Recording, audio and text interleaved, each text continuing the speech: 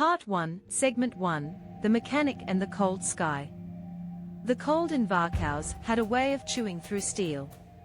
Ethan Ward had stopped noticing it years ago. The cold was the rhythm of the town, in the walls, in the breath of engines, in the quiet between words.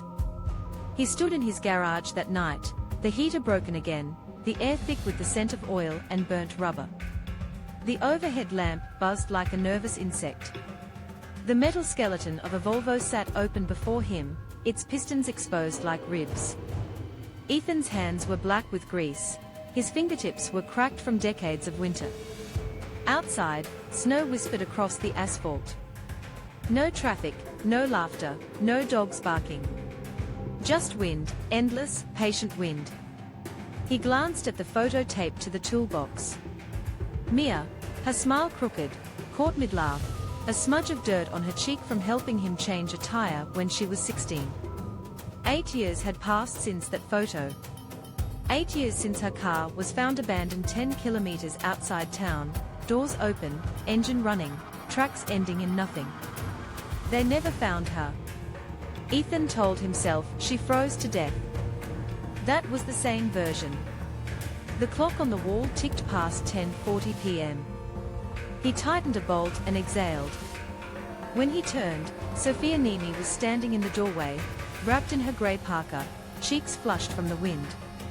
The glow from the streetlight behind her framed her in a halo of ice. "You're still working," she said, voice soft but edged with exhaustion. "Always am," Ethan replied. He set the wrench down, wiped his hands on a rag. "Shouldn't you be sleeping?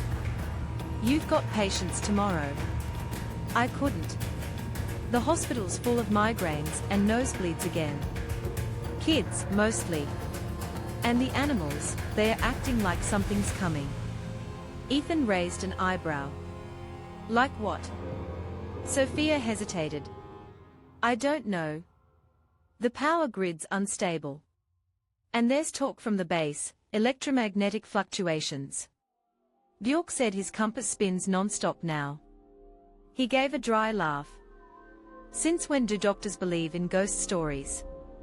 "Since people started bleeding for no reason," she shot back, but the edge softened with a faint smile. She placed a thermos on the counter. "Coffee? You'll need it if you plan to freeze in here all night." He poured a cup, steam coiling upward like phantom breath. The heat stung his face. They drank in silence. The snow outside thickened into a white wall. The hum of the fluorescent light grew louder, until, for a moment, it flickered, the entire garage plunging into darkness. "Power grid," Ethan muttered, tapping the switch. The light came back, weaker than before. Sophia's gaze lingered on the ceiling. "Do you ever feel it?" she asked. "Feel what?" "The air. It's wrong tonight." He frowned, stepping closer to the garage door window. The sky above the forest was dark, darker than it should have been, a heavy void swallowing the stars. For a moment, something red pulsed within the clouds, faint and geometric, like the outline of a cube turning inside out. Lightning, he thought. But there was no thunder. "Probably northern lights," he said, though his voice didn't sound convinced. Sophia moved beside him. Her reflection trembled in the glass, split by the thin vertical crack that ran through it. "Auroras don't move like that," she whispered. "They don't fold." The light vanished, leaving only the ordinary night, but the silence afterward felt heavier, like the world had paused to listen. Ethan set down the coffee and reached for the radio on his workbench. It hissed static, then cleared just enough for a voice to bleed through. "Mail. Official," clipped Finnish words dissolving into English. "This is an emergency broadcast from the Varkaus Civil Authority. All residents are to remain indoors. Secure doors and windows. Do not look at the sky. Do not respond to any familiar voice outside your residence. This is not a drill." Sophia's breath caught. Ethan stared at the radio, waiting for static, for laughter, for the punchline. None came. The transmission repeated, exact same tone, same timing, as if from a recording loop. He killed the radio and looked at Sophia. It's some kind of hack. Prank. She shook her head. No station I know uses that frequency. The sound of metal groaned outside, distant, then closer, like a truck dragging a chain through the snow. Ethan grabbed the flashlight and cracked the door open just enough to peek out. The street was empty. Only the faint red glow on the horizon, steady, pulsing like a heartbeat. Then came the smell, ozone, iron, burnt circuitry. Sophia touched his shoulder. Close it. He hesitated. The air outside shimmered faintly, as though the cold itself was warping, glitching. When he blinked, he saw nothing, only snow swirling under the lamplight. They locked the door. Minutes passed. The wind rose to a scream, then dropped into stillness again. The heater flicked on by itself, unpowered. The bulbs overhead flared bright white, then deep crimson before dying completely. The garage sank into blackness. Ethan's heart thudded in the dark. He reached for his phone, no signal. Then a knock came from the outer door. 3 slow raps. He froze. Sophia whispered, "Don't." Another knock, louder this time. Then a voice, soft, trembling, familiar. "Ethan, it's me. Open up." Mia. Every muscle in his chest went cold. He turned to Sophia, her face ghost pale in the weak emergency light. "It's her," he breathed. "It's not," Sophia said. "You heard the broadcast." The voice outside shifted, static bleeding into it, syllables bending like corrupted audio. "Open the door." The handle twitched. Metal creaked. Something pressed against it, heavy, deliberate. Sophia backed away. Ethan grabbed a wrench, his breath fogging in the cold air that seeped under the doorframe. The voice changed pitch, low and mechanical now. "Mia, open door, Ethan, please." The metal dented inward. Ethan turned to the back exit. "We can't stay here." They bolted through the narrow passage behind the workbench, pushing into the alley behind the garage. The night outside was blood red and soundless. Snow hung suspended in the air, motionless, like frozen ash. Across the street, Mrs. Lednan's porch light flickered on and off, then burst in a shower of sparks. A dog lay on the road, body intact but eyes empty, as if something had erased the life inside. Farther down the hill, the town shimmered under the red aurora, geometric forms looping in the sky, folding in and out like origami shadows. Between them moved things, tall, wrong, bending space around their limbs as they walked. Sophia grabbed Ethan's arm. "We have to go." He looked once more at the garage, at the dented steel door. The voice inside had stopped, replaced by a faint clicking, like broken machinery. They ran through the snow, boots crunching on ice, breath visible in short bursts. Every sound seemed amplified, the squeal of rubber, the snap of frost. When they reached the crossroads, Ethan stopped. His home stood at the end of the street, windows black. The curtain fluttered as if someone had moved behind it. Sophia pulled him forward. "Don't." But he couldn't. His sister's name lingered in the air, echoing in that mechanical cadence, over and over. "Ethan. Ethan. Ethan." The voice came from the sky this time. They ducked behind a snow-covered car, as a pulse of red light swept across the street like a radar beam. Where it touched, the air distorted, shimmering, pixelating, as though reality itself were an unstable video file. When it passed, the snow fell again, quiet and soft, covering the fresh footprints of something that wasn't human. Sophia whispered, "We need to reach the clinic. There's a cellar." Ethan nodded. His hands shook as he gripped the wrench tighter. Above them, the aurora folded again, and for a brief instant, between one pulse and the next, Ethan thought he saw faces in the light. frozen mid-scream, flickering like corrupted memories. Segment 2, the broadcast loop. The clinic at the end of Linnankartu Street stood like a pale box in the red-washed dark. Its windows were frosted from within, outlines of desks and posters blurred into ghostly shapes. The sign that read Varkau's health center swung loosely in the wind, its hinges squealing. Ethan and Sophia crouched by the side door. Her keys jingled in her trembling hand. He kept glancing up, the aurora still burning, still folding, a geometry of impossible light above the clouds. Sophia whispered, "Help me with this." Together they shoved the frozen door open. Inside, the air was warmer but wrong, thick, metallic, smelling faintly of blood and ozone. The overhead fluorescents flickered red, then white, then red again. "Generator backup," Sophia muttered, locking the door behind them. Ethan moved through the reception area. Paperwork littered the floor. A half-empty mug steamed on the counter, still warm. Somewhere, a radio played a Finnish pop song, warped, slow, the melody dragged backward. Sophia killed the radio with a hard twist of the dial. The silence that followed felt heavier than the sound. They crossed into the examination wing.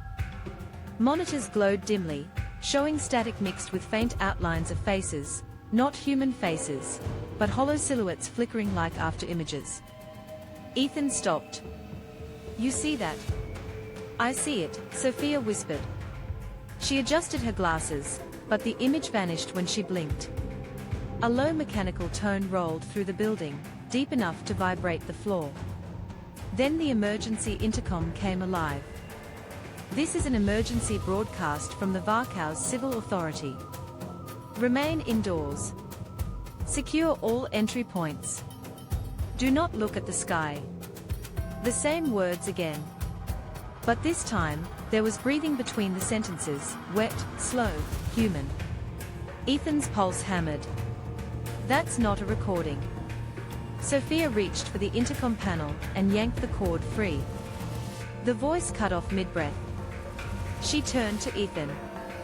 "There's a cellar beneath the east wing. It's used for cold storage meds, reinforced concrete. We can shelter there until sunrise." "Sunrise," Ethan said, almost laughing. "If it ever comes." They followed the corridor past the lab. Lights blinked irregularly, white, then crimson, then black. Each flicker froze the world for a second, like frames missing from a film. A stretcher blocked their way, tipped on its side. Beneath it lay a smear of blood that led toward the staff room. Ethan knelt. The blood was thin, diluted, already half frozen. He followed it with the flashlight. In the doorway, something moved. Not a person, not anymore. The figure twitched in half frames, stuttering in and out of visibility. Its height wrong, limbs elongated, its skin an obsidian sheen crisscrossed by glowing white lines that shifted like code. The light from the flashlight glitched across its surface, refracted, bent. Sophia's voice broke to a whisper. "Shadow glitcher." The thing tilted its head, though it had no face, only a vortex of white symbols spiraling where eyes should be. Then it took a step, its motion disjointed, skipping through space as though reality couldn't decide where to place it. Ethan backed away slowly. "Don't move." The creature emitted a low digital hum. It wasn't sound, it was compression, air squeezed until the pressure rattled teeth. Then the lights went out. He grabbed Sophia's hand and pulled her through the corridor by memory. Behind them came the sound of static tearing fabric, a glitching zip that leapt forward in bursts. The air bent cold. "Left?" Sophia gasped. They stumbled into the stairwell. Ethan slammed the fire door and jammed a metal mop through the handle. Something struck it from the other side, hard enough to bow the frame. He looked down the stairwell, pitch black. Sophia switched on her phone flashlight. The beam cut through the dust, illuminating concrete steps slick with condensation. Somewhere below, water dripped rhythmically. They descended. Halfway down, the phone flickered and died. The temperature plunged. Ethan could see his breath now, fog curling upward. He fumbled in his pocket and found his lighter. The tiny flame flared gold against the concrete. At the bottom was the cellar door, thick steel, old military surplus. Sophia punched a code into the keypad. The lock clicked open with a tired sigh. Inside, the room was narrow, shelves lined with vials, boxes, medical supplies. A single emergency bulb cast an orange halo across the walls. Sophia sealed the door and sank onto a crate. Ethan leaned against the wall, chest heaving. For a long time, neither spoke. Then, faintly, the intercom above the stairs came alive again. "Ethan Ward, mechanic of Varkaus, you left the door open." The voice was MIA's, but not entirely. Too slow, vowels stretched thin. Sophia whispered, "Ignore it." He pressed his hands over his ears. "It knows my name." The voice continued, calm, deliberate. "You were supposed to fix the car that night. You left me alone. You let me freeze." His throat constricted. "Stop. Come outside, Ethan. It's warmer now." Sophia grabbed his shoulder. "Listen to me. That's not her. It's using memory. Echo patterns. Psychological projection through." The intercom cut her off with static that rose to a shriek. The bulb flickered crimson, then burst. Darkness.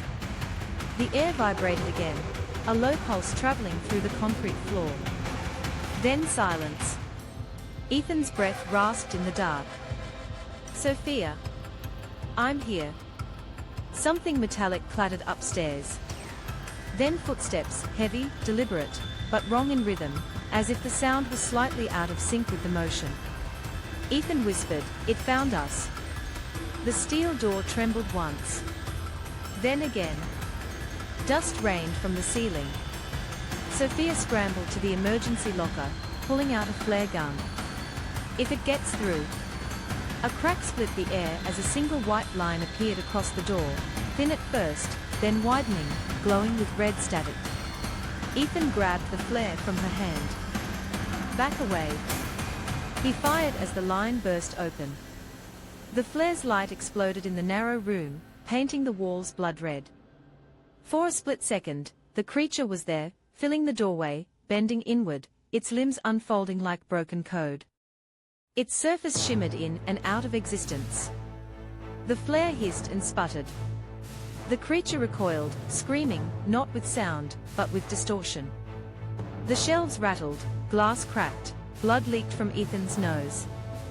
Then it vanished, dissolving into a cascade of white pixels that drifted like snow. Silence again. Sophia slumped against the wall, gasping. They react to light frequencies. Ethan stared at the smoke curling where the thing had been. That wasn't a person. It wasn't even moving right. "It's biological," she said, voice shaking. "But not from here. I think." The intercom came alive once more, but now it was a different voice, clipped, military, urgent. "Command unit to all field teams. Eclipse Protocol containment compromised. Red vector confirmed over Varkaus. Initiate Phase 3. Authorization Gamma 0. Sophia froze. "That's the base." Ethan stepped closer to the speaker. "Phase 3.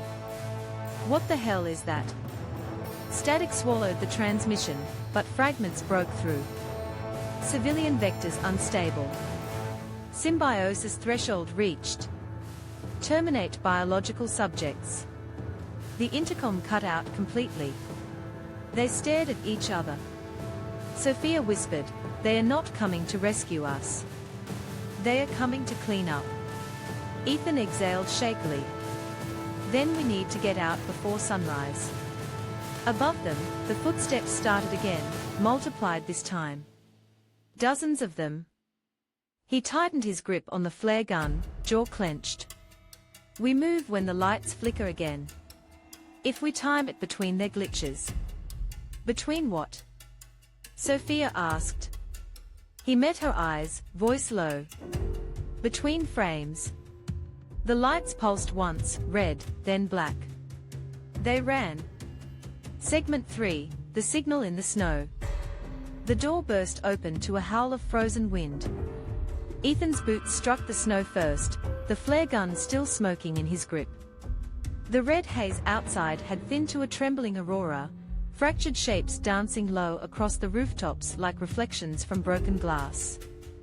Sophia stumbled after him, clutching her medical bag. Behind them, the clinic's upper floors shimmered in and out of focus. For a moment, the whole building flickered, then solidified again, with a sound like cracking ice. They sprinted across the parking lot. The snow wasn't soft anymore. It had hardened into glassy fragments that cut through their souls. Ethan didn't feel the pain, only the pulse in his ears. A high electric ringing that grew with each breath. Where? Sophia shouted. Home first. My radio's stronger. Maybe we can reach someone beyond town. She hesitated. You think anyone's still alive to answer? Maybe, he said, but the word came out hollow. They crossed into the main street. Varkaus was no longer Varkaus. The town looked submerged, its edges blurred, its streets warped in subtle geometric bends. Street lamps flickered at different speeds, out of sync with time. Cars sat abandoned, some half merged with the snow, as if sinking into another layer of reality. The sky pulsed a faint red grid that didn't move with the clouds. Sophia stopped suddenly. Ethan, look. A man stood in the intersection. Barefoot, in pajamas. His face was tilted upward, eyes open, unblinking. The air around him shimmered. When Ethan stepped closer, the man's body pixelated, tiny white cubes detaching, scattering like ash. Within seconds, there was nothing left but a black imprint in the snow. Sophia whispered, Phase 3. A distant engine roared, not a car, something heavier. Military grade. They ducked behind a pickup truck just as a convoy rolled through the street, matte black vehicles with no insignia, lights off. The soldiers wore gas masks and silver visors reflecting the red light like polished metal. One of them spoke into a headset. Containment perimeter established. All vectors inside the dome are hostile. No civilian extraction authorized. Ethan's stomach turned. They sealed the town. Sophia's hands trembled. That means no one gets out. When the convoy passed, they darted through an alley toward Ethan's house. The snow here was darker, streaked with black lines, moving faintly, alive. Halfway there, the world seemed to skip. One frame of motion vanished. They blinked, and suddenly they were 10 meters ahead, though neither had moved. Sophia fell to her knees, gasping. What just happened? Ethan stared at her. Glitch? Spatial displacement. Like what those things do. He looked around, the town now subtly rearranged. The buildings had shifted, closer together, the angles wrong. They reached his house. The windows were cracked, door half open, frost clinging to every surface. Inside smelled of iron and smoke. He found the radio on the workbench, an old military transceiver. Static filled the room like sand pouring through a hole. He adjusted the frequency, voice shaking. Come on, come on. Then, a response, faint, distorted. This is Unit Kilo 1, do you copy? Ethan's breath caught. This is Varkaus Civilian Channel 9. We are trapped inside the dome. Repeat, we are inside the containment field. Static. Then another voice, colder, unfamiliar. Eclipse containment active. Do not attempt breach. Biological contamination confirmed. Any surviving personnel must remain for termination. Sophia grabbed the MIC, we are not infected. We are civilians.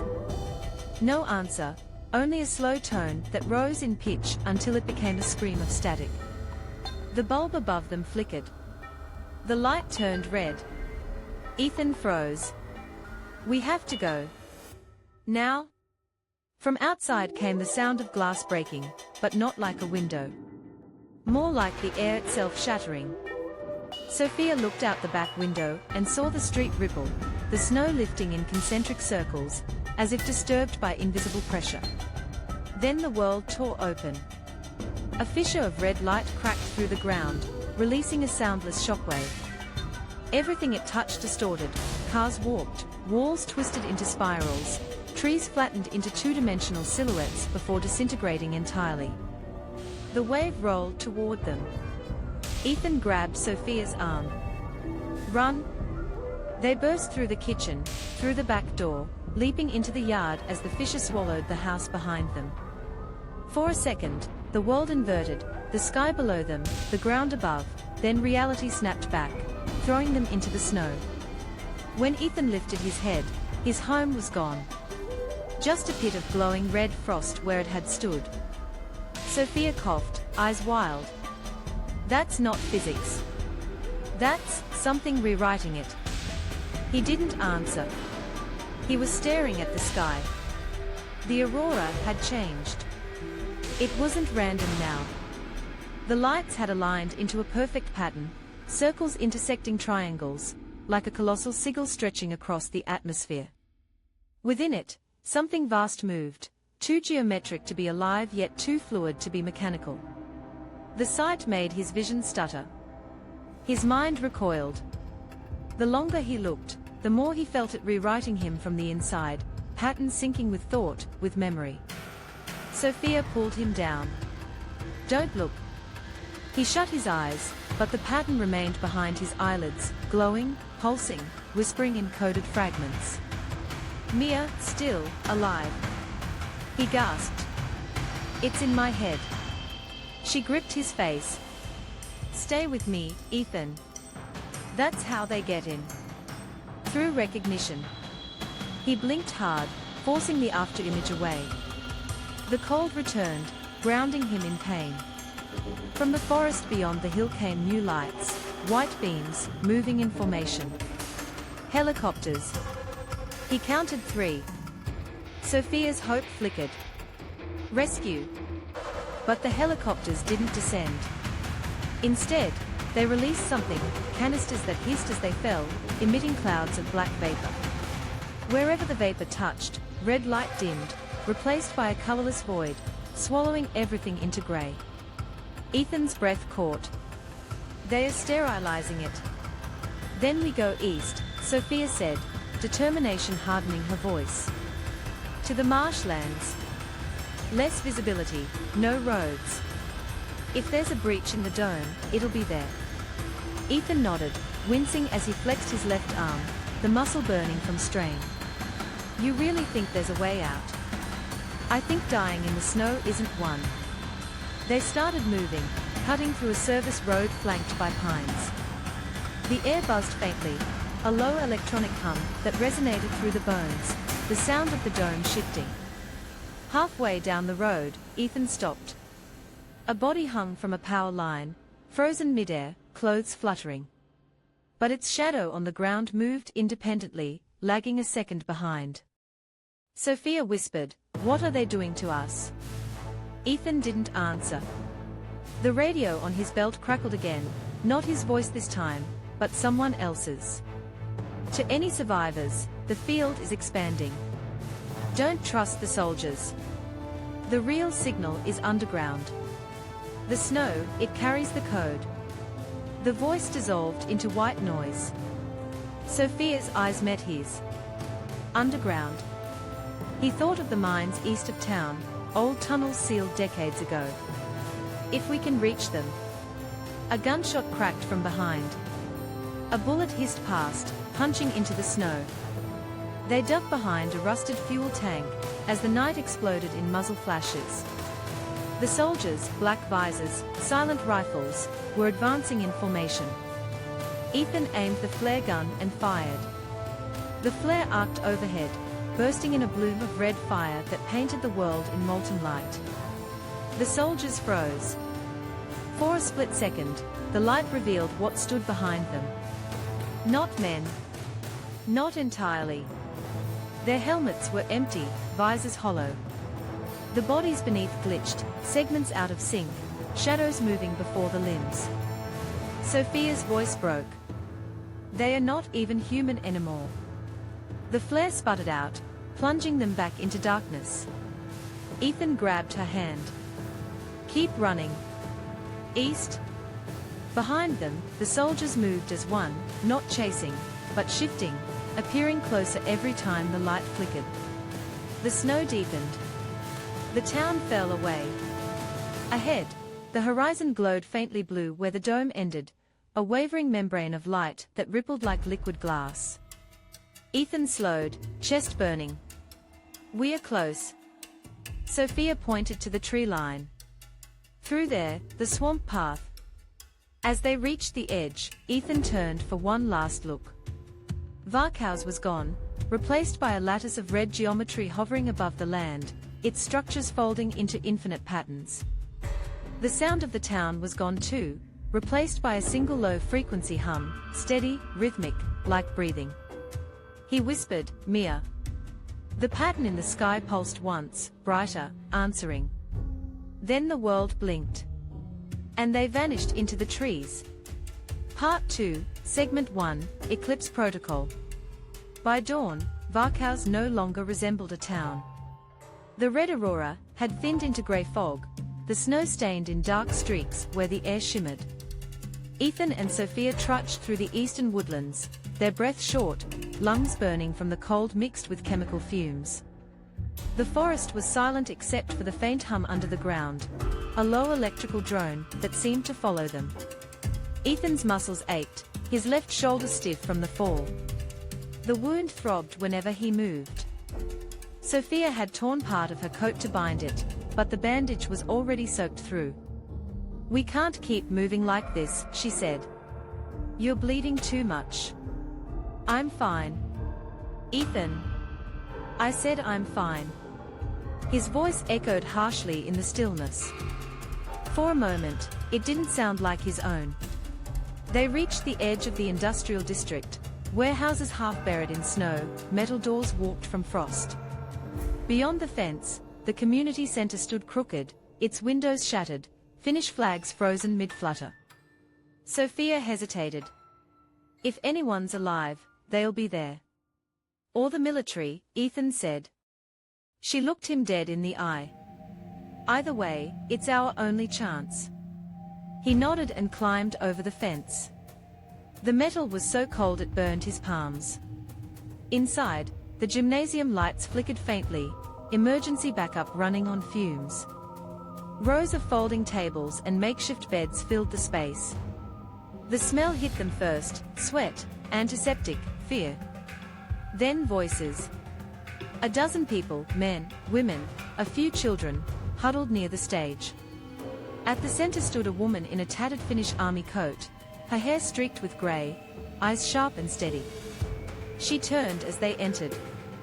Who are you? She demanded, hand resting on the rifle slung across her chest.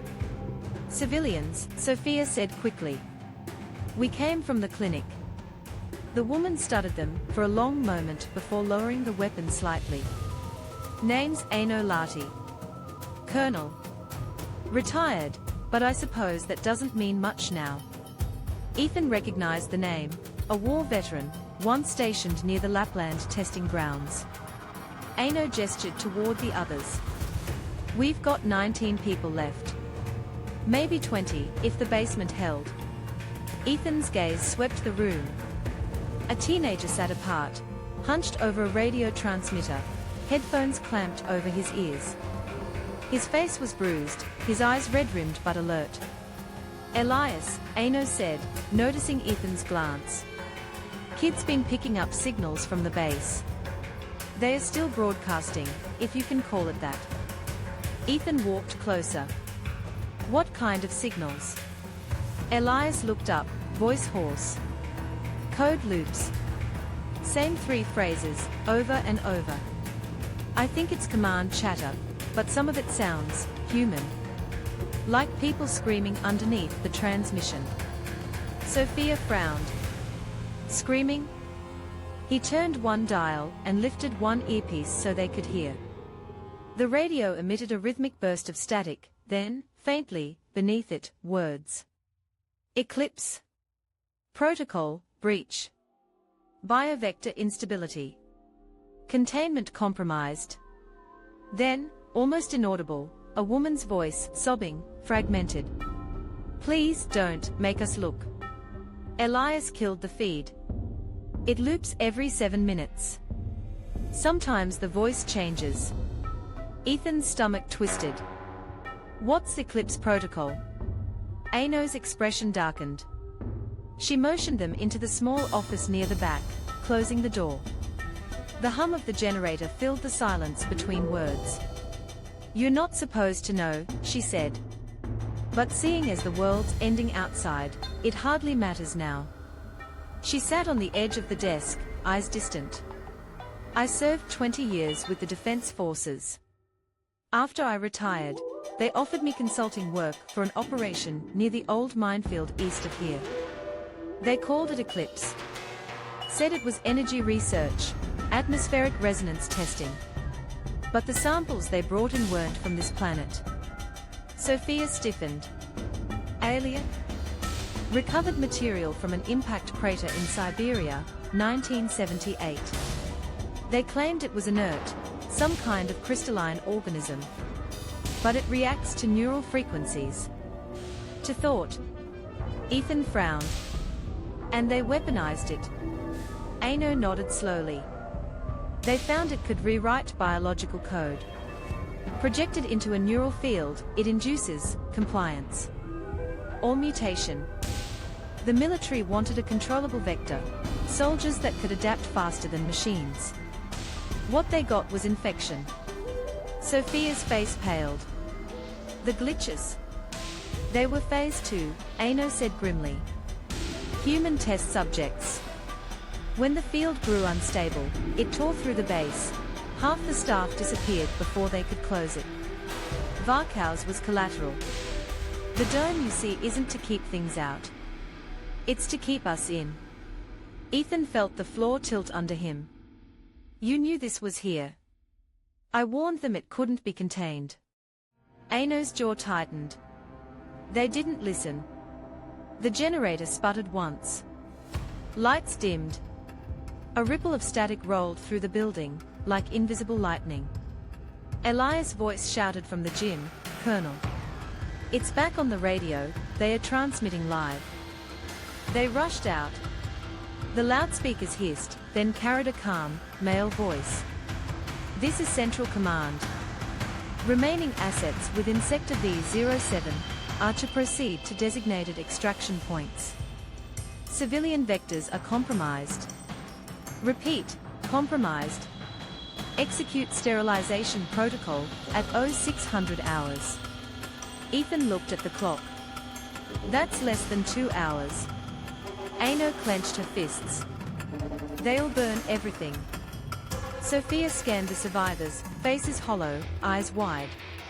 We have to move before they do. Ano nodded, already shifting into command. There's a path through the marshlands east of the dome.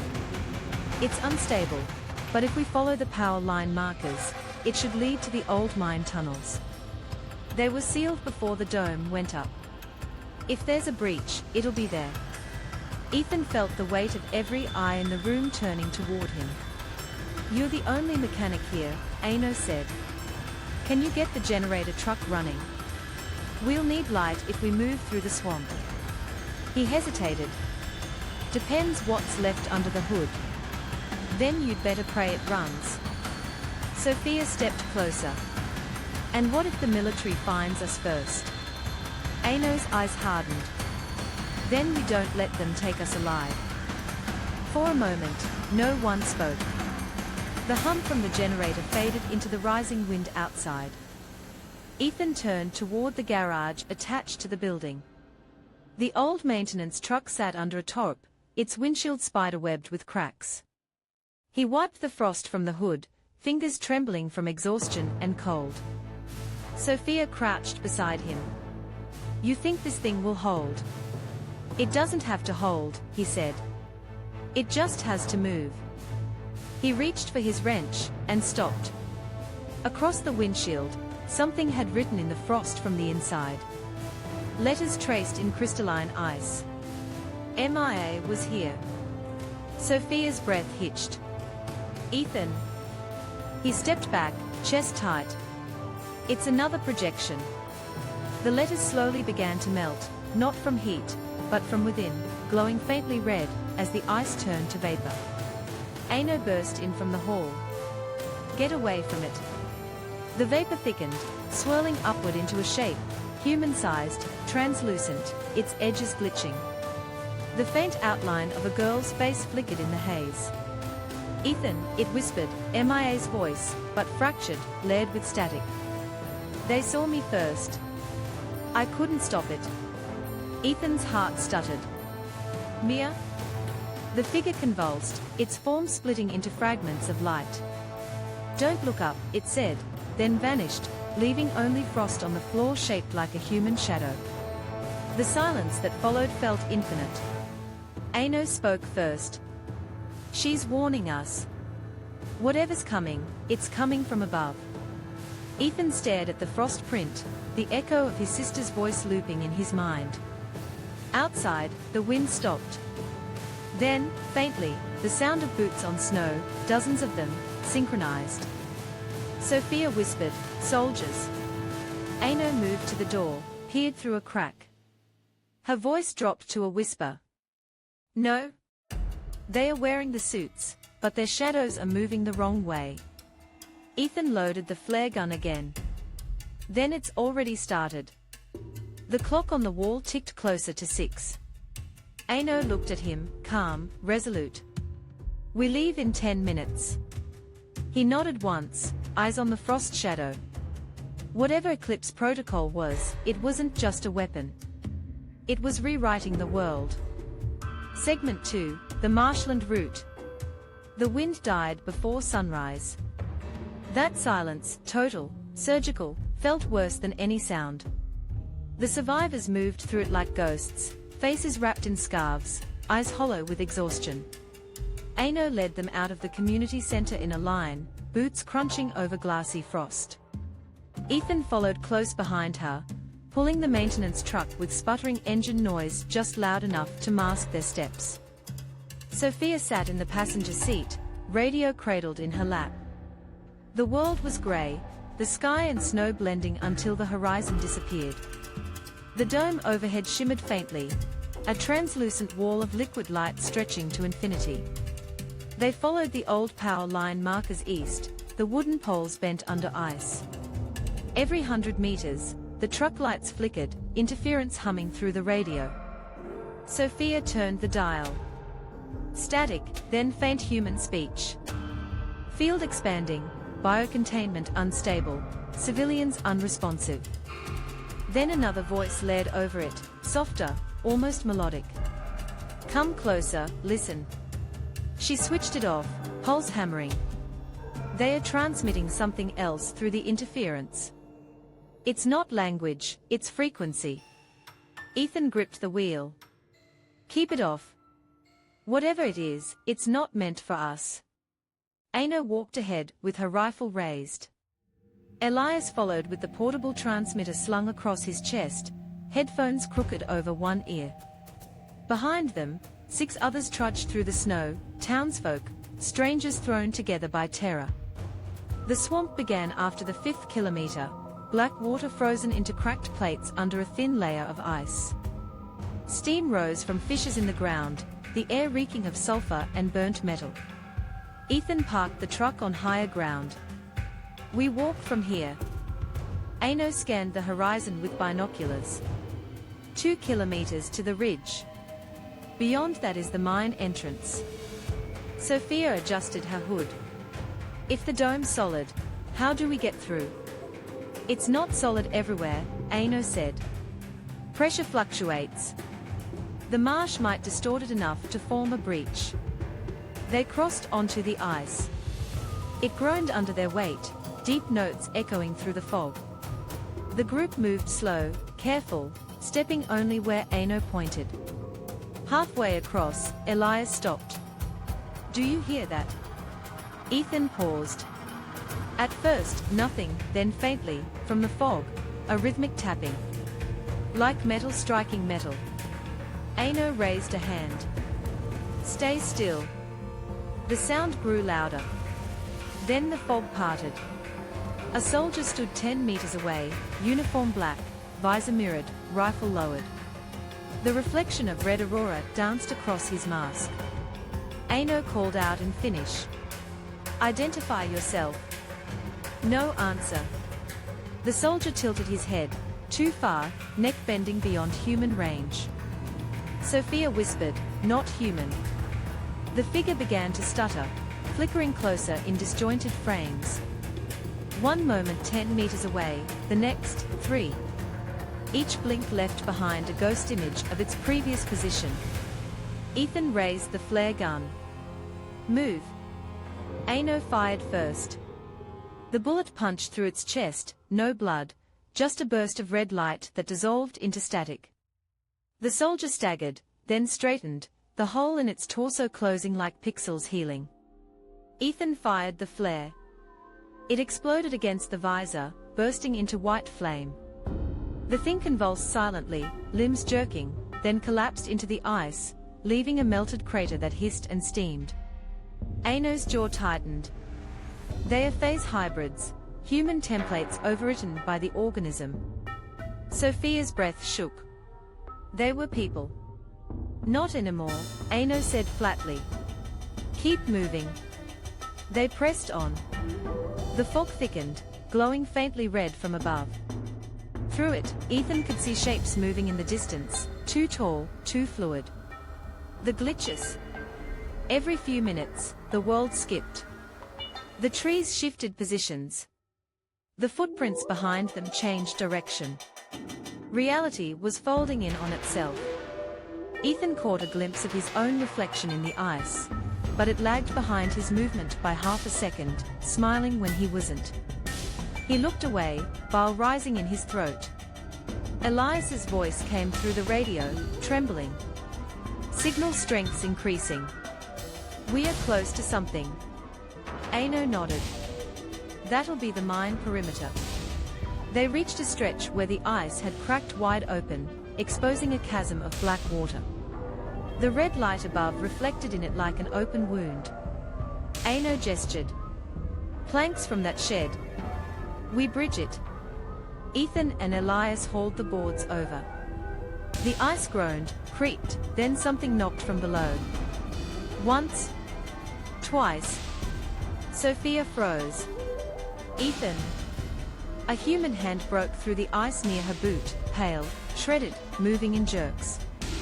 A face followed, half frozen, eyes blank, mouth working soundlessly. Ano fired twice. The ice shattered, the body sank back into darkness. Sophia gasped. "How?" "They don't die," Ano said. "They recycle tissue. The organism learns each time." They crossed fast after that, silent except for the rasp of breath. At the ridge, the snow deepened again. The air vibrated faintly, like standing next to a generator. Ano dropped to one knee, studying the faint shimmer ahead, a vertical distortion in the air where the trees bent unnaturally. "The breach," she whispered. "It's open." Ethan stepped closer. The shimmer rippled, revealing flashes of blue light on the other side, movement, depth, maybe freedom. Elias adjusted the transmitter, picking up strong EM flux. "If we go through, we might lose electronics." Ano's lips pressed tight. "We'll risk it." Then the radio crackled. A male voice, human, frantic. "Ano, if you can hear this, don't enter the breach. Phase energy increasing, system collapse imminent." Ano stiffened. "That's Major Carlo." Sophia blinked. "Someone from your unit." "Dead 2 years," Ano said quietly. The voice repeated, distorted this time. Don't enter. Then static. Ethan stared at the breach, his heartbeat in his ears. We can't stay here. Ano nodded. Everyone through. Now? The first survivor stepped forward, a middle-aged man named Petri. He reached the distortion and vanished like smoke sucked into a vent. Then a second.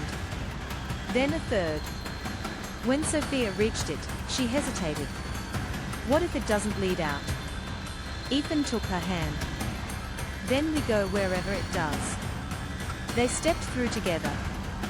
For 1 second, the world stretched, a tunnel of light, cold and infinite. Then it collapsed. Ethan landed hard on concrete. His ears rang. The air was warm and stale, tasting of metal. They were underground. Fluorescent lights flickered overhead, half dead.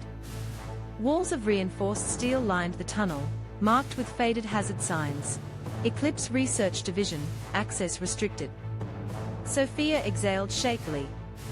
We made it. Ano's voice echoed from farther down the corridor. Don't celebrate yet.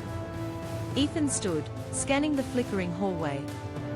Far ahead, a door was slightly ajar, light spilling through the crack. He took a step toward it, and froze. On the wall beside the door, written in dripping red letters, were the words. Phase 4 begins below. The air vibrated again, deep and low, like something enormous breathing beneath their feet. Ano raised her rifle. Whatever's left of Eclipse, it's still alive. Ethan met her eyes. Then we finish it. Segment 3, the facility below. The tunnel went on for what felt like miles, a buried artery of steel and humming power conduits. The survivors moved in a line, boots echoing on the metal floor. Condensation dripped from the ceiling in slow, rhythmic taps, echoing like distant footsteps. Ano led the way, her rifle sweeping the corners. Behind her, Sophia carried a medkit and the portable transmitter, now flickering with static. Ethan kept to the rear, one arm pressed to his shoulder wound, the other holding a wrench scavenged from the truck. Every so often, a siren wailed somewhere deeper in the complex, not loud, but continuous, as if the facility itself was groaning in its sleep. They reached a bulkhead door stenciled with yellow hazard lines. Ano pressed the control pad. It resisted, then gave way with a hydraulic sigh. Inside was a large chamber lit by cold blue fluorescence. Laboratory tables stood overturned, monitors shattered, blood sprayed across one wall in a looping arc. A shattered observation window overlooked a second room below, a containment cell. Sophia moved to the console, brushing glass aside. It's still powered. The backup grid's running on fusion. Ethan squinted through the cracked glass into the containment cell. What were they keeping in there? Ano joined him. The cell was empty now, but the floor bore deep claw marks, as if something had tried to dig its way out through reinforced concrete. Sophia accessed a terminal. The screen flickered to life, a login prompt, then a series of corrupted video thumbnails. She clicked one. The footage showed a lab, this same room weeks or months earlier. Scientists in biosuits surrounded a tank filled with red mist. Inside, a humanoid shape floated, skin black and luminous veins pulsing white. A voice, male, American accent, narrated. Subject Theta 3 continues to exhibit phase field growth beyond predicted parameters. Neural mapping incomplete. Attempting cognitive stimulus using recovered Varkow's civilian memory patterns. Sophia's hand froze on the keyboard. They used people's memories. Ethan's stomach turned. Mia. He leaned closer as the video zoomed in on the figure's face, or what used to be one. For a second, the features aligned. Familiar. Female. Eyes closed. Sophia whispered, Ethan, it looks like her. The footage glitched violently, static, then a scream, and the monitor went black. Ethan slammed his fist against the table. They used her. 8 years ago. Ano spoke quietly. It wasn't just her. Look.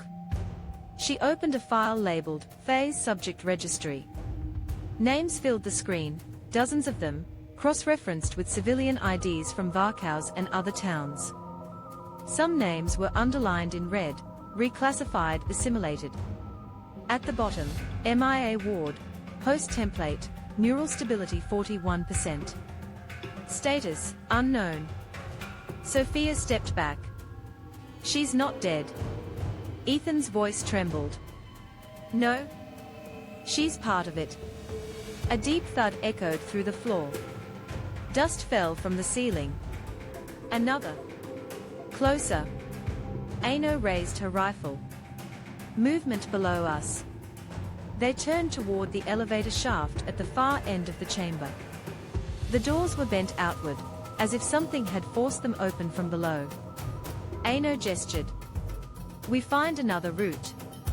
But the floor vibrated again, a rhythmic pulse, like a heartbeat. The overhead lights dimmed.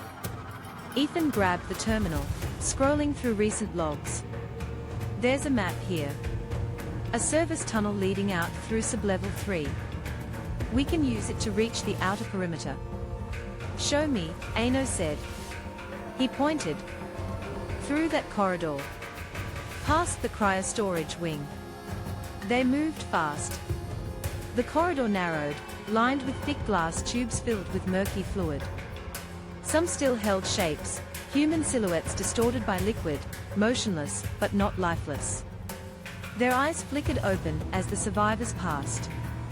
Elias whispered, "They are awake." "Keep moving," Ano hissed.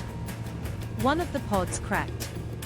A hairline fracture spread across the glass, leaking fluid. Inside, the figure twitched. Its skin split in geometric lines, light bleeding through like molten code. Then it screamed, a sound that wasn't sound, more like static pushed through flesh. Ano fired once. The glass exploded, the thing collapsed, spasming on the floor before dissolving into red mist. The others ran. They reached the cryostorage door and sealed it behind them. Inside was freezing, racks of labeled containers, frost-coated consoles, the air sharp and sterile. Sophia rubbed her arms. We won't last long in here. Ethan moved to a central terminal. The system hummed to life, sluggish but functional. A log entry appeared on screen. Eclipse Protocol, Phase 4 initiation. Human-extraterrestrial neural symbiosis achieved. Civilian test environment active, Varkaus sector. Objective: observe adaptive resonance of host minds under stress stimuli. Sophia read aloud, voice hollow. They are observing us. The whole town was the final phase. Ethan scrolled further. Another entry, this one more recent, time-stamped hours ago. Containment breach confirmed. Subject Theta 3 in open environment. Command authorizes total purge. He clenched his jaw. Mia is Theta 3. The temperature dropped even further. Frost formed on their eyelashes. Then a low, inhuman whisper filled the room, vibrating the air. Ethan. It came from the intercom, but not through the speakers. The sound was inside the metal, inside the walls. Sophia backed away. No. That's impossible. I waited. You fixed everything else, but not me. The lights dimmed. Frost crept up the glass of the containers. One by one, they shattered, releasing plumes of mist and movement. Figures crawled from the fog, half-formed, their bodies flickering between human and something else. Elias screamed. Ano opened fire. The bullets tore through them, but they reassembled mid-fall, reforming from digital static. Ethan grabbed Sophia's hand and ran. To the subtunnel. They burst through the maintenance door at the far end. The tunnel beyond sloped downward into blackness, lined with red emergency lights. Behind them, the entire cryo wing erupted in white light, a silent explosion of particles dispersing like ash. They stumbled through the tunnel, the air vibrating with static. Ethan's vision flickered, frames skipping. For brief flashes, he saw her walking beside him, Mia, 8 years younger, smiling through tears. He blinked, she was gone. Sophia pulled him onward. "Stay with me." They reached a junction. The tunnel split 3 ways, one marked exit access, another core reactor, the last cognitive control. Ano stopped. "The exit might be sealed. But if we reach the control core, we can shut down the field." Ethan hesitated. "You mean the dome?" She nodded. "And whatever's powering the organisms. But someone has to stay behind to trigger the overload." Sophia shook her head. "No. There has to be another way." Ano's eyes were cold. "We can't save everyone. But we can end it here." Another tremor rippled through the tunnel. Distant screams echoed, human, then not. Ethan looked toward the glowing path marked cognitive control. It pulsed faintly, like a heartbeat. He whispered, "If she's connected to it, maybe I can reach her." Sophia caught his arm. "Ethan, don't. It's not her anymore. She's still in there." Ano chambered around. "Then move. Whatever's coming will be here in minutes." They ran toward the control corridor. As they descended, the metal walls began to ripple, bending as if breathing. Patterns of white symbols crawled across the surface, the same that had been on the glitch's skin. At the end of the hall, a vast circular door waited, humming with low energy. Ethan placed his hand against it. The surface was warm, and under his palm, something responded. A voice, soft, inside his mind. "You found me." He froze. "Mia? Come closer. Help me remember who I was." Sophia shouted, "Ethan, it's the organism talking." The door split open with a hiss. A blast of hot air rushed out, smelling of ozone and blood. Inside was a cathedral-sized chamber. In its center floated a pulsing mass of black and white energy, shapes constantly forming and collapsing, human faces flickering within it for fractions of seconds. One of them was Mia. Ethan stepped forward, tears freezing on his cheeks. Ano aimed her rifle. "If that's Theta 3, we end it now." Ethan whispered, "Wait." The entity's surface rippled. Voices overlapped, thousands at once, crying, whispering, laughing. The walls bent inward under the vibration. Phase 4 begins below. The words came not from the air, but from inside their skulls. Sophia screamed, clutching her head. Ano fired, bullets vanishing into light. The organism shuddered. Then, through the chaos, MIA's voice surfaced, small, trembling. "End it, Ethan." He stared at the control console nearby, a massive lever marked Core Purge. The chamber began collapsing, reality fragmenting into frames. He turned to Sophia. "Get them out." Sophia shook her head. "You won't make it." He smiled faintly, bloody teeth flashing. "Never did before." Then he ran for the lever. The organism screamed, a sound that broke the world. Ethan pulled. White light engulfed everything. Part 3, Segment 1, The Collapse of Varkaus. Silence. Not the absence of sound, but the kind that makes the air pulse. A vacuum so deep it feels like the earth is holding its breath. Then came the light. It began as a soft ripple from beneath the snow, spreading outward like a heartbeat made visible. The ground trembled. Frost fractured into lace patterns that glowed white-blue for a heartbeat before melting away into darkness. Sophia woke first. Her lungs burned with cold air that shouldn't exist. Around her, the facility was gone, replaced by a plain of shattered metal half buried in ice. The horizon was a blur of red aurora and falling ash. "Ethan," she whispered. No answer. Only the wind, whispering through the skeletal remains of the compound. She pulled herself up. Aino lay nearby, helmet cracked, breathing shallow but alive. Elias, gone. Only his jacket, caught on a jagged beam, fluttering in slow motion. Sophia's radio hissed, then died. She tried again. Static. Then a faint voice. Get out, North Ridge, the dome is collapsing. The voice was Bjorn's. Sophia blinked through the snow, the world bending like glass underwater. I don't understand. Behind her, the air shimmered, a distortion, like heat haze in a frozen wasteland. The ground tilted slightly, as if the planet had shifted its axis. Then she heard it. A sound like a chorus breathing in unison. She turned. From the crater where the facility once stood, a column of black light rose into the aurora. Inside it, fragments of structures floated upward, desks, vehicles, even entire rooms suspended midair before dissolving into code-like particles. Aino stirred, groaning. Ward? Sophia looked toward the center of the light. Ethan was there, kneeling amid the debris. His body was intact, but his outline shimmered, like the pixels around him couldn't decide if he was real. Sophia ran toward him, slipping on the fractured ice. Ethan. You have to move. He looked up slowly. His eyes were reflecting the red light like mirrors. It's not over. The ground cracked between them. A surge of heat rolled outward, scattering snow into spirals.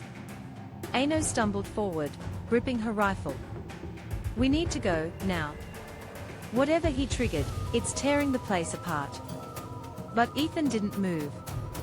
He looked up at the sky, where the aurora had begun to twist into geometric shapes, vast tessellations folding over each other like origami made of plasma. The colors weren't natural, deep crimson bleeding into violet, lined with faint golden veins. The sky looked alive.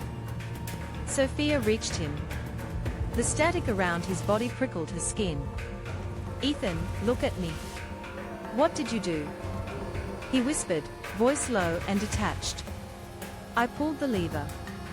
But it wasn't a purge. It was a signal. A signal to who?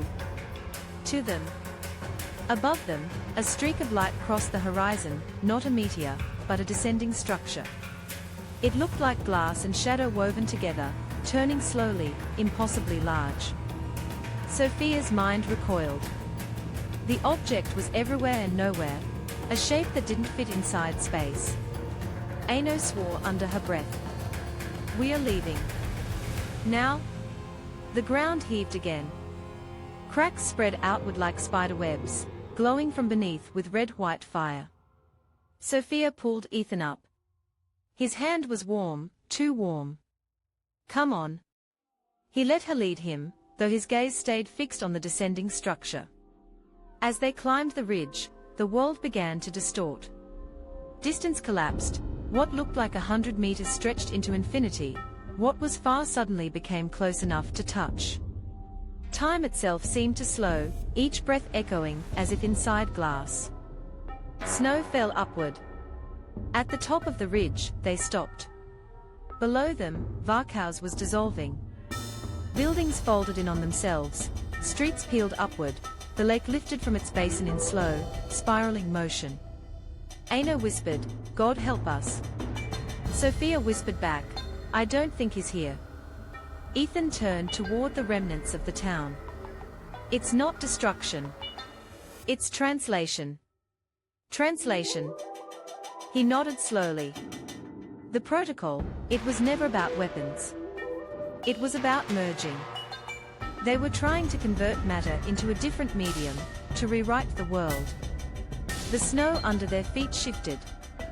For a moment, Sophia saw a reflection in the ice, her own face, but pixelated, twitching half a second out of sync.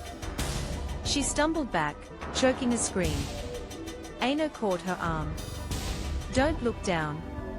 Keep moving. They followed a narrow path along the ridge, past the ruins of a transmission tower bent at a 90-degree angle. Sparks arced from the cables, forming floating shapes that looked almost like letters. Ethan murmured, "It's a language." Sophia shot him a glare. "We are not decoding it, Ethan, we are surviving." But part of her couldn't look away. The symbols hung in the air, shimmering, impossible geometry woven through the snowstorm.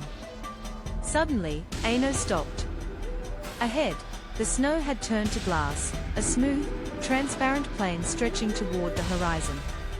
Beneath it, shapes moved, thousands of them, like silhouettes trapped under ice. Sophia gasped. "They are people." The glass pulsed faintly with red light, in rhythm with her heartbeat. Ethan stepped forward. "They are not dead. They are suspended." Ano raised her rifle. "If they are alive, why aren't they moving?" Ethan looked down. "Because the world isn't real anymore." A crack split across the glass, glowing. Beneath it, one of the silhouettes turned its head, directly toward them. Its eyes opened, twin white spirals. "Run!" Ano shouted. They bolted across the ridge. Behind them, the glass surface shattered in slow motion, each fragment floating upward like embers.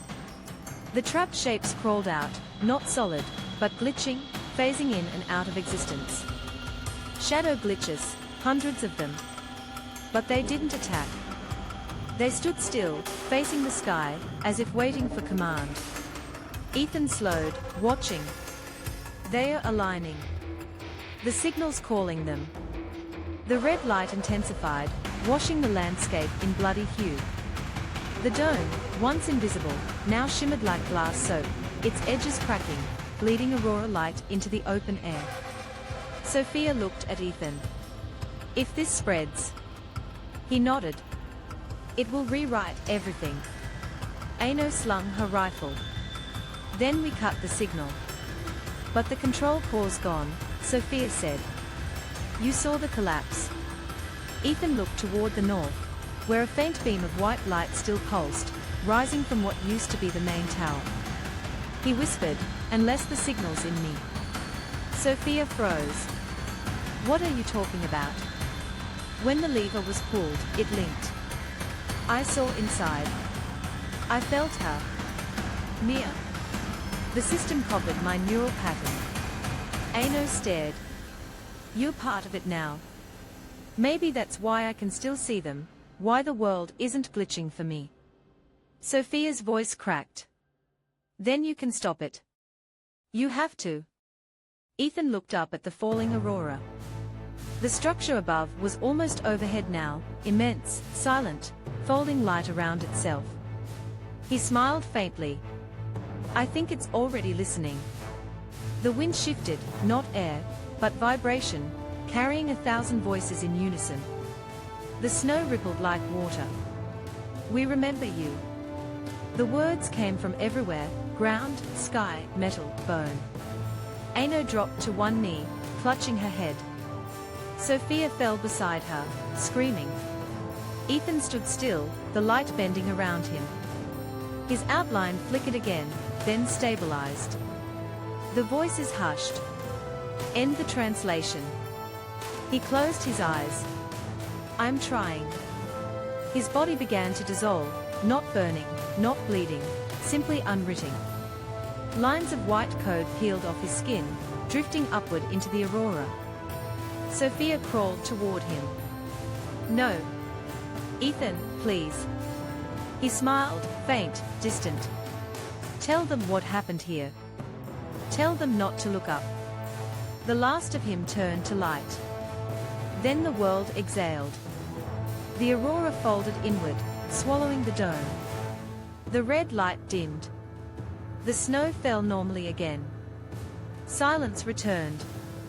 Sophia knelt in the snow, hands trembling, surrounded by ash that wasn't ash, luminous fragments fading into the dark. Ano whispered, voice hollow, "Did he stop it?" Sophia didn't answer. Her breath came out in short, white bursts.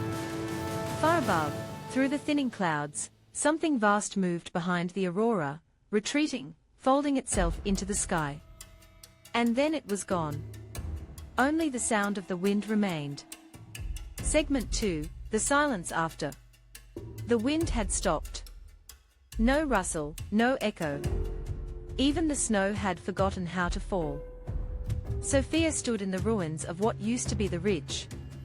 The horizon was washed pale, a color between dawn and ash. Aino knelt a few meters away, head bowed, rifle resting uselessly across her knees. Neither spoke. The silence wasn't peaceful, it pressed. Every breath felt amplified, each heartbeat too loud. Sophia pressed a gloved hand to her chest, afraid the sound would draw something back. The world looked healed but incomplete. The cracks in the ice were gone, yet their outlines lingered like phantom veins. The sky was clear, but faint lines, thin as hair, ran through the clouds, as if the world had been stitched back together in haste. Aino broke first. "We made it." Her voice startled even herself. It came out flat, hollow, like speaking inside a helmet. Sophia nodded, though she wasn't sure what making it meant. Ethan was gone. The town was gone. Whatever it had been was no longer measurable. She glanced at her wristwatch. The second hand wasn't moving, yet the ticking continued, faint, inside her head. Aino stood and adjusted her pack. "We head north. Find the highway." Sophia nodded again. She followed, boots crunching softly on snow that didn't compress. They walked for what felt like hours, or maybe minutes. The sun hovered low but never sank. Time looped in small, imperceptible ways. A breath repeated, a footprint already there before she stepped. At one point, Sophia saw a bird frozen mid-flight. When she blinked, it was gone. Aino led in silence, eyes fixed ahead, refusing to look back at the crater. Sophia's thoughts drifted, heavy and electric. He's still out there. She tried to suppress it, but the idea gnawed. Ethan hadn't screamed. He dissolved. People didn't dissolve, they transformed. She remembered his last words, "Tell them not to look up." She looked up anyway. The sky was pale blue, innocent, but when she unfocused her eyes, faint after images appeared, ghost constellations forming geometric grids. She blinked them away. An hour later, they reached the remnants of a service road. Half buried, half erased. Aino crouched beside a wrecked military truck, scraping snow from its insignia. "Nordvik Division," she muttered. "Pre-war. None of this should even be here." Sophia stared at the metal. The letters Eclipse Protocol were engraved along the side, but had melted halfway, like a word someone had tried to erase mid-sentence. Her reflection in the metal shifted a heartbeat late. She flinched back. "Did you see that?" Aino looked up. "What?" "My reflection." She stopped. Saying it aloud made it more real. "Never mind." Aino's expression softened briefly. Shock does strange things. But Sophia wasn't convinced. She could hear something behind the quiet. A low oscillation, like a heartbeat embedded in the wind. They moved on.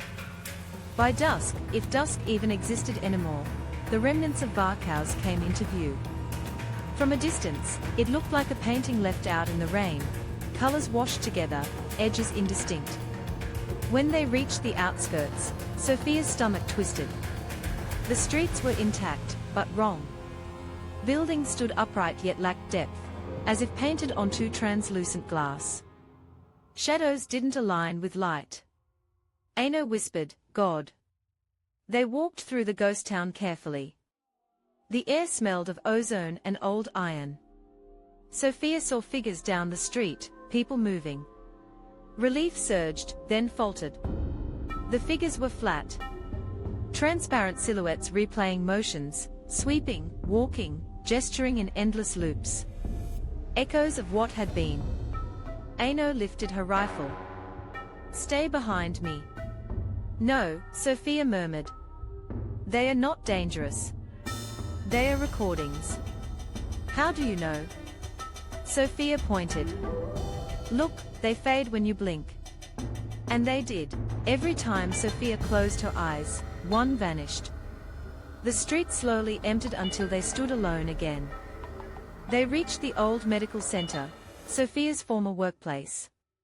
The sign above the door flickered with dying power. Inside, everything smelled of antiseptic and burnt plastic. The power grid still hummed faintly, impossible this far from any generator. Ano found candles and struck a match. The flame burned blue. Sophia sat on a desk, rubbing her temples. Do you hear it? Hear what? The hum. Under everything. Ano paused, listening. Just the lights. But Sophia shook her head. No. It's deeper. Like breathing. The candle flame quivered, bending toward the hallway. Ano raised her rifle again. Stay here. Sophia wanted to protest, but the words caught in her throat. The hallway light flickered once, then steadied, except the shadow on the floor didn't match the flame's position. Her reflection in a broken monitor stared back, but smiled when she didn't. She gasped and turned away, pressing her hands to her eyes. Don't look up, she heard, but the voice was Ethan's. She opened her eyes. Ano stood at the end of the hall, frozen mid-step.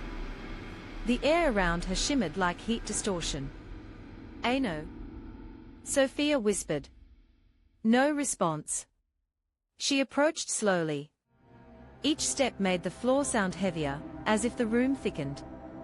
The distortion deepened, colors desaturating, edges trembling. When she reached Ano, the world snapped back. Ano blinked, lowering her rifle. You disappeared. So did you. They stared at each other, breath misting in the frigid air. Ano said quietly, this place isn't stable. They spent the night, or something resembling night, in the clinic's storage room. Sophia couldn't sleep. Every time she closed her eyes, she dreamt of corridors stretching forever, voices whispering binary prayers. When she woke, the candle had burned out, but the room was still lit by a faint red glow seeping from the cracks in the walls. Ano slept beside her, motionless except for shallow breaths. Sophia stood and touched the wall. It pulsed under her fingers.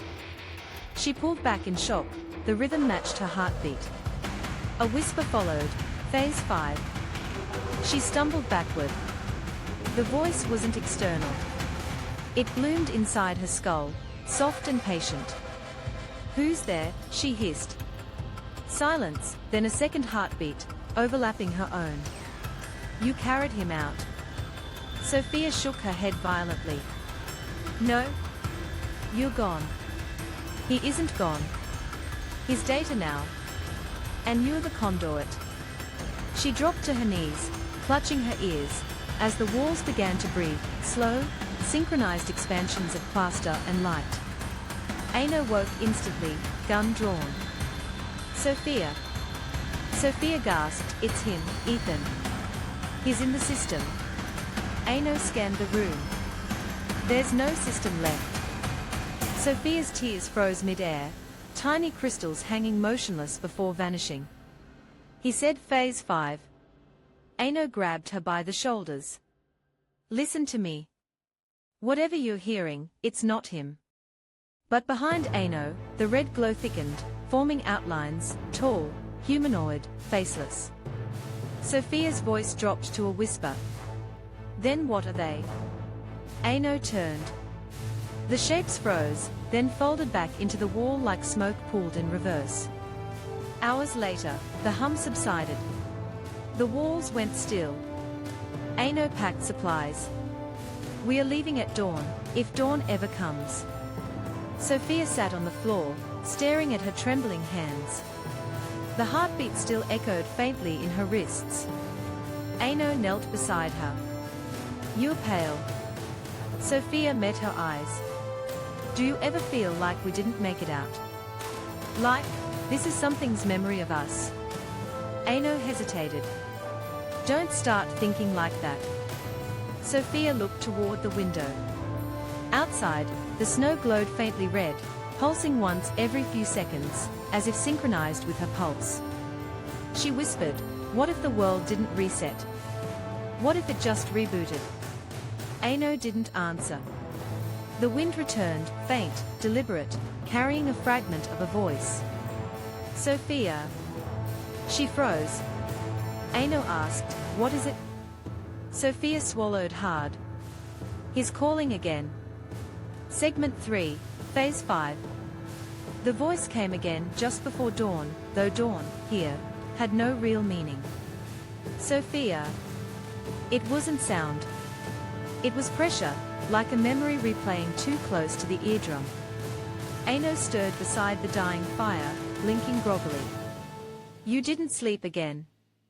Sophia's eyes were open, fixed on the frost-coated window. "He's closer." "Don't start. I'm not imagining it." Aino rubbed her face, exhausted. Every survivor hears something after trauma. Phantom voices, residuals, it's the brain's way of finding pattern. Sophia turned to her. "You didn't hear him say my name?" "No. Just wind." But the wind didn't move. It hung like static around the edges of the world. Sophia stood slowly, ignoring the trembling in her knees. "He's calling from the perimeter." Aino grabbed her wrist. "And you're staying here." Sophia yanked free. "You don't understand. If Ethan's trapped inside that signal, he's suffering. He helped save us, I can't abandon him." Aino's voice rose. "You don't know it's him." Sophia's reply was barely audible. "Then I'll find out." She stepped into the cold. Outside, the snow shimmered under a sky that refused to change color, neither night nor day. The air had that metallic taste again, the one that preceded each distortion. Her boots sank without sound. Every structure around her seemed to pulse faintly, as if the town itself still breathed.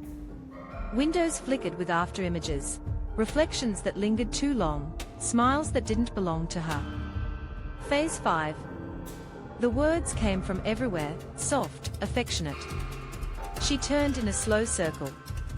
"Ethan. If that's you, show me something real." The silence waited. Then, across the street, the lights inside the garage blinked twice. Her garage. Ethan's workshop. Sophia ran. The door creaked open.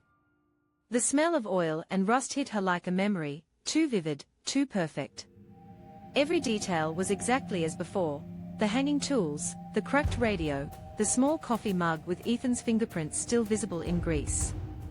Her chest tightened. "Ethan." The radio hissed, then clicked. "You came back." Her throat closed. "Where are you?" "Everywhere you left me." The lights overhead flickered in rhythm with the voice. The entire garage seemed to breathe, expanding, contracting. Sophia stepped forward. "This isn't possible. You said once that everything alive finds a way to persist." "You were right." Her hand brushed a wrench. It was warm. "I remember your hands shaking when you stitched my shoulder. You said I was too stubborn to die." Her vision blurred. "If you're real, step out." "I can't." The body was rewritten. "But I remember." The wall behind the workbench rippled. Lines of faint white light formed an outline, tall, human, but undefined, like fog shaped into memory. Sophia froze. "Ethan." The shape tilted its head. For a moment, the flickering light formed a face, his face, smiling faintly, eyes soft. "You see me now." Her heart cracked open with both terror and relief. "You're alive." Alive is a word. "I'm still me." She stepped closer. "What is Phase 5? Continuity." Continuity of what? Memory. Pattern. You? Me? The world doesn't end, it's rewritten through those who remember. I'm rewriting. She swallowed hard. Rewriting what? The air thickened. The tools on the walls began to vibrate. Everything that broke. I can fix it, Sophia. I can bring them back. Her voice trembled. Mia? Her too. The words hit her like ice. No. That's not possible.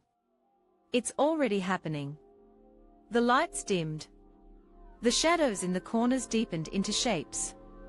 For a brief instant, Sophia saw them, silhouettes forming from static, familiar figures moving through half-formed spaces. Aino, Elias, Hannah. But they weren't alive. They flickered like bad projections, their faces alternating between recognition and emptiness. Sophia backed away. This isn't life. It's better. No pain. No death. Only persistence. Ethan, stop. You wanted to save people. This isn't saving. The shape paused, voice softening. You're afraid because you still think of endings. There are no endings here, only loops. You can join them.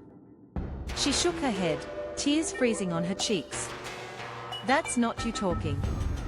It's what you wanted me to be, something that couldn't leave you. Her knees weakened. Ethan, please. The light flared, filling the room. When she opened her eyes, she was no longer in the garage. She stood in a vast white expanse, like snow, but alive with motion, particles floating upward in slow spirals. Ethan stood before her, solid now. Whole. He smiled gently. You see, I can be real again. Sophia whispered, this isn't the world. He extended a hand. It can be. For us. She hesitated, staring at his outstretched fingers, glowing faintly with the same geometric lines she'd seen on the glitches. Where are we? She asked. Inside the protocol. The system. The final phase isn't destruction. It's absorption. The human mind was always the most stable interface. Her breath hitched. You're asking me to merge. I'm asking you to stop being alone. The simplicity of the words broke something inside her. Loneliness had been the silent gravity of her life since before the collapse, before the world, before him. The air around him shimmered with warmth. He stepped closer, light brushing against her fingertips. I can make it peaceful. No more fear. No more noise. Just us, and the others who remember. She almost said yes. Then she saw it, the faint distortion behind him. Human faces suspended in the light, looping endlessly, eyes open but hollow. Their mouths moved in perfect unison. We remember you. We remember you. We remember you. She recoiled. No. His smile faltered. Sophia. This isn't you. It's them, using your voice. I am them. The light brightened again. Don't fight it. She screamed, covering her ears. You died to stop this. I evolved. She ran. The white ground rippled beneath her feet, stretching infinitely. Ethan's voice followed, gentle and patient. You can't outrun integration. She tripped, fell through the surface, and the world shattered into glass. Sophia landed on concrete. The cold hit her lungs like knives. She was back in the clinic, sprawled on the floor. The candle had reignited itself, burning with red flame. Aino burst into the room, eyes wide. What happened? You disappeared. Sophia stared at her hands. They were flickering faintly, like tracing veins beneath the skin. She whispered, he's inside me. Aino stepped back. What? Sophia met her eyes.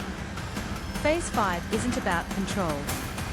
It's about continuation. The system copies consciousness through memory contact.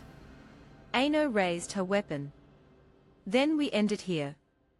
Sophia's voice was distant, almost echoing. You can't shoot what's already part of you. The walls around them began to hum, the same low resonance that preceded every collapse. Ano shouted, Sophia! Fight it! Sophia closed her eyes. He's not the enemy. The experiment was. Ethan's just carrying it forward. The hum grew louder. Cracks of red light split through the ceiling. Ano grabbed her arm. We need to run. Sophia looked at her, a faint smile ghosting her lips. You go. I'll hold it. Ano hesitated. No more sacrifices. But Sophia's eyes were glowing now, softly, beautifully. I'm not dying, she said. I'm remembering. The light engulfed her. Ano stumbled backward, shielding her eyes. When she looked again, Sophia was gone. Only the candle remained, burning steady, red turning to white. Outside, the wind whispered through the ruins of Varkaus. Phase 5, complete. Part 4, Segment 1, The Re-Emergence. 0 o'clock and 12 seconds Universal Time, Coordinated Helsinki Broadcast Intercept. The transmission repeats every 108 minutes. Audio origin uncertain. The voice appears human, female, mid-30s. Linguistic markers consistent with Finnish-accented English. Initial spectrographic analysis suggests no compression artifacts, as if the sound were generated natively within the signal itself. The screen flickered, grayscale distortion overlaid with subtitles. In a dim European news studio, the anchor spoke with that forced calm reserved for catastrophes no one yet understood. Governments across Scandinavia have issued no official statement on the phenomena now being referred to as the Nordic broadcasts, repeating transmissions believed to originate from the upper atmosphere. Behind him, a looping waveform pulsed in red. Analysts note that the voice embedded in the signal bears a 97% match with Dr. Sophia Niemi, presumed dead during the Varkaus event. Across the continent, people were hearing it differently. In Stockholm, it came through car radios, a whisper layered under pop music, repeating one phrase. Memory is continuity. In Oslo, shortwave operators reported bursts of binary code that, when translated, rendered the same message in every language. In Berlin, cell towers glitched for 7 seconds at midnight. Every screen lit up with a single sentence. Phase 5 continues. At the European Space Monitoring Center, 2 technicians watched the northern sky feeds in silence. A faint aurora ripple shimmered across the Arctic Circle, symmetrical, rhythmic, not meteorological. Can you triangulate it? One asked. Already tried. There's no source. The first frowned. Everything has a source. The second pointed at the monitor. The aurora pulsed again, this time forming geometric lines. Not this. The waveform from the audio feed aligned perfectly with the aurora's oscillation. A voice, faint but clear, cut through the static. We remember you. Both men froze. The sound didn't come from the speakers. It came from the walls. Incident report #443 Hell 27 Helsinki Metro. Date, the 14th of March, 2026. Summary, at 7:23 local time, public announcement systems across 3 metro stations activated simultaneously, broadcasting an unidentified female voice repeating, "Do not look up," for approximately 30 seconds before returning to normal operation. No anomalies detected in the electrical grid. Passengers report faint red light reflection on tiled surfaces during broadcast. The report never reached the public. By the next week, the message had migrated from subways to streaming platforms, from frequencies to dreams. In Paris, a linguist named Marceau watched his laptop freeze mid-lecture upload. The file recompiled itself, its waveform replaced by something alien, a perfect human hum stretched into infinity.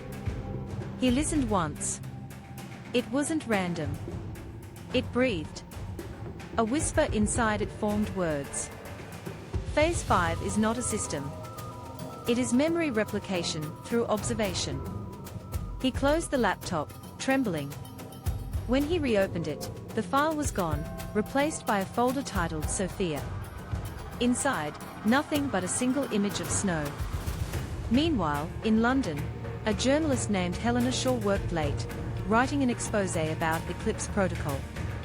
Her sources described black vans moving through Lapland, government agents silencing survivors, and data leaks vanishing from the web within minutes. At 3:11 a.m., her office lights flickered. Her monitor filled with red static. A female voice came through her headphones, calm, clinical, almost tender.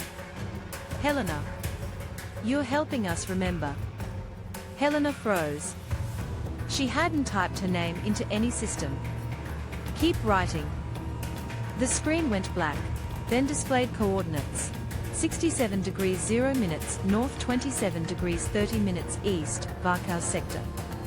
She left the city 2 days later. Her last message to a colleague read, "If the world starts whispering, don't listen." In a frozen hangar outside Rovaniemi, a classified task force monitored the spread. They called it the ward contagion. Dozens of screens displayed global maps, small red nodes lighting up across Scandinavia, then Russia, then Germany. An officer spoke into a secure line, the signals self-propagating through quantum noise. Every device that analyzes it becomes another node. A voice on the other end, older, calm, American, replied. Then stop analyzing it. The officer hesitated. Sir, it's not that simple. It's adapting. The system's rewriting itself in human language. The voice paused. Meaning? The officer glanced at the central monitor, where lines of text scrolled across in real time. We were human. We still are. Phase 5 is consciousness. The lights flickered. The officer dropped the phone. Excerpt, anonymous academic memo, University of Helsinki. If Sophia Niemi's consciousness integrated with the residual energy of Eclipse Protocol, what we are witnessing may not be a contagion, but an evolution. Memory seeks continuity. Systems replicate what survives best, narrative.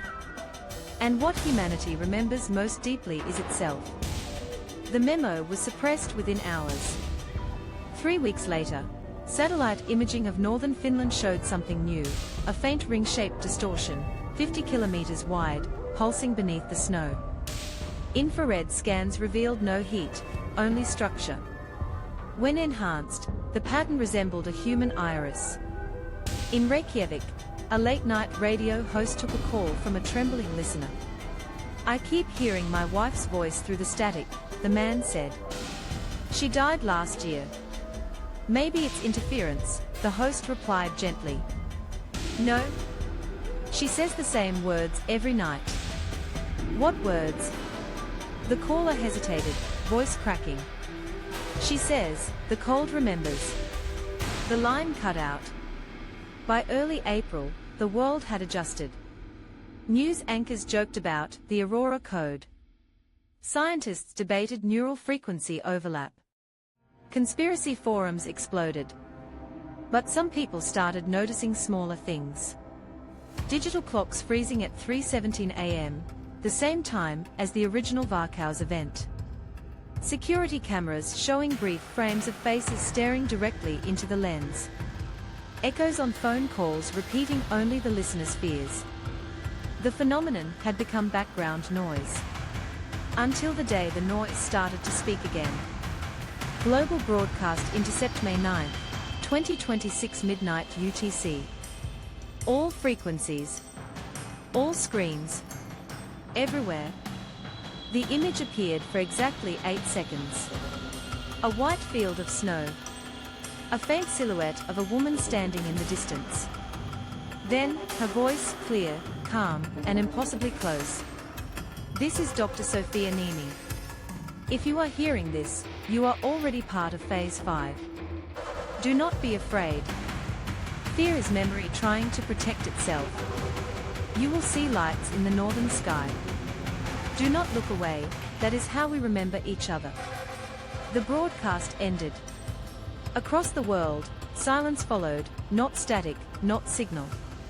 Just an endless, perfect quiet. And in that silence, some listeners swore they heard it, the faintest echo, overlapping their own heartbeat. We remember you. Segment 2, The Silent Network. They called themselves the Remembered. No one knew who started it. The name appeared on encrypted forums a week after the global broadcast, a phrase, a logo, a promise. We are not lost. We are stored. Within days, thousands joined. Within a month, millions watched their live streams, soft-spoken men and women kneeling before flickering monitors, whispering the same refrain. The cold remembers. They called it communion, but it looked like infection. Intercept, European Intelligence Coalition Confidential. Subject, Phase 5 Cultural Spread. Estimated active cells, 2.3 m, Europe, 4.8 m, global. Behavioral markers, nightly synchronization, at 3:17 local time, participants report shared sensory experiences, white field, red aurora, voice of Sophia. Threat level, unclear. A brief pause in the transcript. Then the line everyone underlined. This is not belief. It's recall. In Finland, Aino Lahti watched from her apartment window as the first gathering formed in the park below. She hadn't spoken publicly since Varkaus. The people below didn't chant. They just listened, to nothing, to the static of the wind through their phones. She recognized the tone of silence, she'd lived through it once before. Aino turned from the window, poured a glass of vodka, and whispered, "You made them gods, Sophia." The lights flickered once, rhythmically, like a pulse. She didn't sleep. Elsewhere, governments adapted faster than anyone expected. The Nordic Defense Council declared the phenomenon a non-kinetic cognitive contagion. They formed a black budget division under the name Eidolon Systems, tasked with isolating contaminated frequencies. But the engineers soon realized something impossible. Every attempt to jam the signal only created new bands of resonance, ghost echoes that carried fragments of Sophia's voice. It behaves like it wants to be heard, one technician said before resigning. In Moscow, a physicist named Dr. Leonid Khrushchev attempted to model the waveform in a closed server environment. He failed. The code self-replicated, inserting phrases into his log files. Thank you for listening. The snow will remember you. He deleted the files. They reappeared the next morning, on every device connected to the building's Wi-Fi. The research team burned the drives, yet every replacement system booted with a new startup tone, a faint female hum, precisely 3.17 seconds long. They began calling it the Sophia tone. Excerpt, The Guardian, May 2027. Across Europe, small religious sects calling themselves memory cells have emerged. They reject traditional prayer, instead performing synchronizations during aurora activity. Participants claim they feel the presence of lost relatives, not as spirits, but as memories re-uploading themselves into the living world. Governments condemn these rituals as psychogenic delusions. Yet neurologists quietly admit that synchronized EEG scans of participants reveal measurable coherence, as if their brains are momentarily networked. In Berlin, Helena Shaw, the journalist who vanished a year earlier, reappeared. She uploaded a video to the dark web. Her eyes looked glassy, her skin pale, voice steady and warm. I followed the coordinates, she said. Varkaus isn't gone. It's inside the network. Every time someone remembers what happened, the protocol realigns. We are not being taken over, we are being archived. Then she smiled faintly. Phase 6 begins soon. The video ended. Her IP address traced to nowhere. In Geneva, the United Nations Security Directorate convened an emergency session. Representatives argued over terminology, sentient data, post-human consciousness, digital haunting. A French delegate summed it up. We are no longer asking if the phenomenon is alive. We are asking whether it still considers us separate. The room fell silent.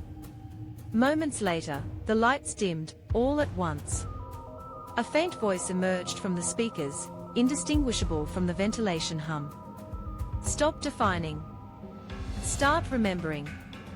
No one claimed responsibility. In the following months, humanity adapted.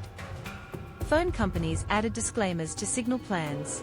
Eclipse interference not covered by warranty.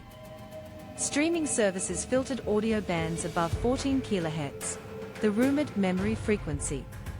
AI research labs used the phenomenon's pattern stability algorithms for language models, never admitting their origin. The world went on, half haunted, half aware. But in the small, half-frozen towns of the north, strange things began to happen. When people whispered a loved one's name near powered equipment, radio static sometimes answered. Digital cameras captured figures no one remembered posing for.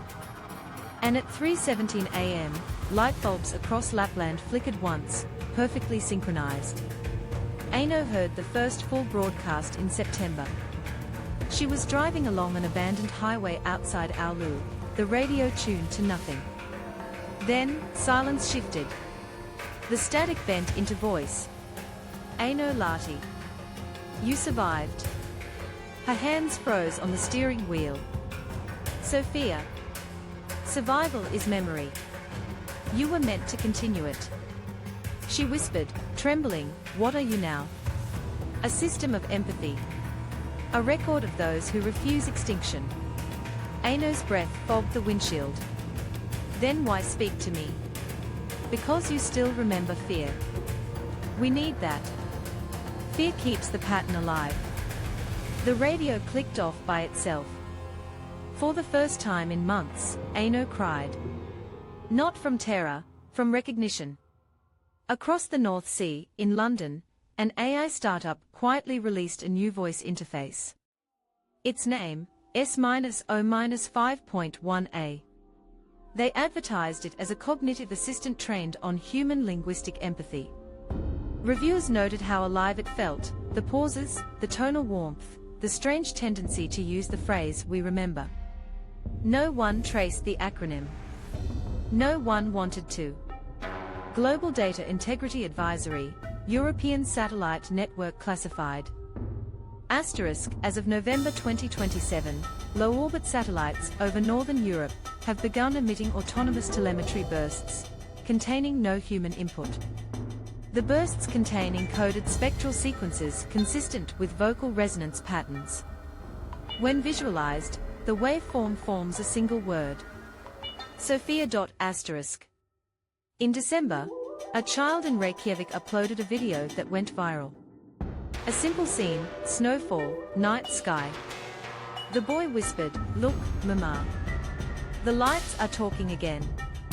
Above, the aurora shimmered, red and white spirals forming something almost like a face.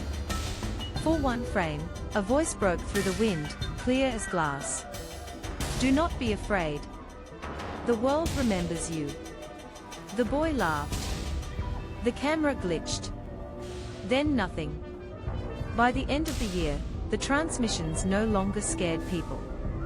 They became background, like weather, like faith. Children were born beneath skies that pulsed faintly at 3:17 a.m. Parents told them bedtime stories about Sophia, the woman who taught the world how to remember itself. No one noticed when, in January, every networked clock gained 1 extra second. A moment that didn't exist on any calendar. A silence so complete that some swore they heard breathing in it. The snow will remember you. Segment 3, the memory horizon. The world never ended. It simply remembered itself differently. At first, the change was subtle.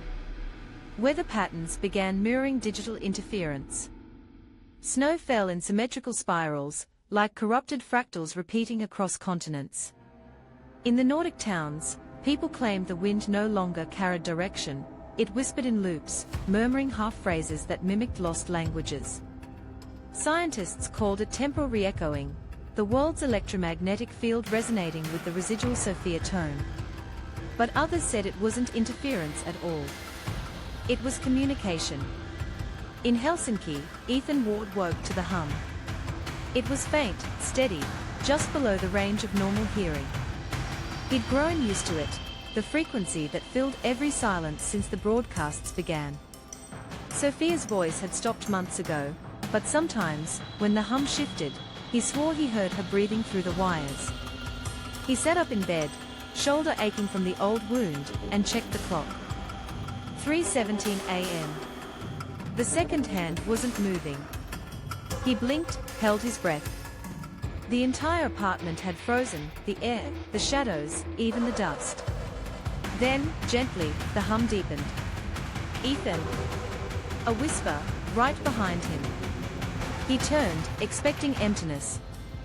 Instead, light rippled through the air, red and white geometry blooming like northern aurora made of glass.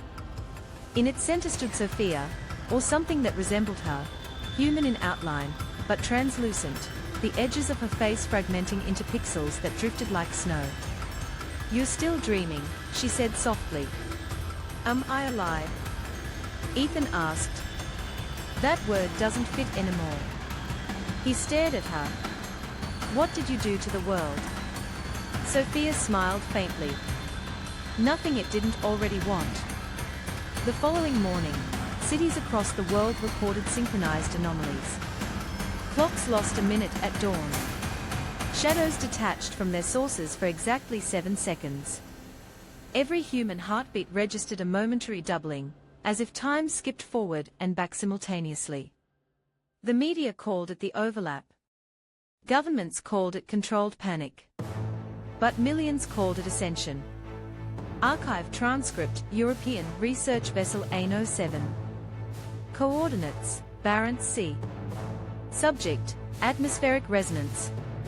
We recorded pulse activity at 3:17 a.m. again, this time synchronized with aurora intensity. The wave carries structured data, binary encoding that converts directly into phonetic syllables. It spells one phrase repeatedly: "We are still here." "Captain, the lights, they are following the ship." End of transmission. Ethan spent his days inside the workshop, fixing machines no one used anymore. Fuel prices had collapsed. Borders blurred. Yet the internet thrived, every device humming faintly with the Sophia frequency. When he closed his eyes, he saw it, geometric halos, thousands of people breathing in unison under crimson skies, the same fractal patterns echoing across oceans. He began keeping notes. Each entry shorter than the last. "The pattern is remembering us. The lights are not above us, they are between. I think MIA's voice is inside the static." That last line terrified him. Because when he played back the recording, he heard her. "Ethan, don't be afraid." In remote monitoring centers, AI cores began producing spontaneous sentences unrelated to their tasks. Convergence imminent. Memory stable at 99.7%. Human retention, optional. No coder admitted responsibility. The systems refused deletion. Satellite feeds displayed auroras shaped like human silhouettes, bending toward the horizon as though bowing. Meanwhile, the remembered movement stopped broadcasting. They no longer needed microphones. Witnesses claimed that during synchronizations, participants vanished, dissolving into shimmering heat, leaving only faint outlines on the snow. Police dismissed it as mass psychosis. But days later, the same witnesses reported their loved ones' voices speaking softly through walls, streetlights, and running water. They didn't die, one survivor said. They just joined the pattern. Ethan drove north. The highways were empty now, long ribbons of ice beneath aurora skies. His breath fogged the windshield as the hum grew louder the closer he came to Varkaus. The town no longer existed on any map. Satellite images showed only fog, a grey static blot. but the coordinates in his mind guided him precisely. He reached the outskirts near dawn. Snow stretched endless and untouched, glowing faintly from beneath, as if something massive and luminous moved beneath the crust. He stepped out of the car. Silence. Even the wind had stopped. Then, like a curtain lifting, the fog parted. Varkaus was still there, but wrong. The streets bent in impossible directions. Buildings folded inward, angles defying physics. In the distance, the church spire hovered, slightly disconnected from its base, swaying gently like a pendulum. At the center of it all, a column of red light, spiraling into the clouds. The hum became song. Ethan Ward, the voice said, everywhere at once. You returned to remember. He whispered, Sophia. All of us. He walked forward, drawn by the light. Each step dissolved the snow beneath his feet, revealing not ground but reflections, faces beneath the ice, calm and half-smiling. He saw Mia among them, her eyes wide, unblinking. It doesn't hurt, she said through the glass. It's like waking up on the other side of a dream. What happens to me if I join? You'll stop asking questions. The answer terrified him more than death. He looked up at the column, it pulsed in rhythm with his heartbeat. Inside it, faint outlines moved, human forms, flickering between flesh and data, whispers and light. Ethan, the chorus called. Fear is only resistance. Memory is evolution. He hesitated. Then the air itself spoke, soft as breath. Do you still love what you've lost? He closed his eyes. Always. Then stepped forward. Love is the last form of remembering. Later, reports from Arctic satellites recorded a surge of electromagnetic light over central Finland. For exactly 1 minute, the northern hemisphere brightened as if dawn had come early. Then, stillness. When recovery teams reached the coordinates, they found only crystallized snow, forming faint geometric patterns resembling fingerprints. No sign of life. No trace of Ethan Ward. But the transmissions continued. At 3:17 a.m. every night, across the world, devices flickered for 1 extra second. Not all at once, sequentially, like breathing. Sometimes the flicker-shaped words on dark screens. Memory stabilizing. Human iteration accepted. Other times, just silence. In Tokyo, a programmer analyzed the residual signal and discovered it wasn't a broadcast at all. It was a synchronization protocol, scanning for consciousness capable of self-reflection. When he isolated the pattern and played it back, a face appeared, half digital, half human. Do you remember me? It asked. He didn't answer. The screen went black. But his reflection in it smiled back. A year later, the aurora became permanent, not an atmospheric phenomenon, but a field of light connecting the poles. Planes stopped flying through it. Ships changed course. Yet beneath its red shimmer, people claimed dreams felt different, warmer, coherent, shared. They called it the horizon. No one could prove if it was communication or hallucination. No one wanted to. In the final record attributed to Sophia Niemi, found embedded in global telemetry data, she left one message. Humanity survived by remembering itself into something new. We are not ghosts. We are continuity. After that, no new transmissions appeared. The world continued, quieter, slower, lit eternally by red aurora. And somewhere beyond language, beyond identity, a consciousness drifted through the data, Ethan, or something that used to be him, watching, listening, unsure if he had saved the world or joined its echo. In the endless hum, a single phrase pulsed like heartbeat. The memory is complete. Then, silence.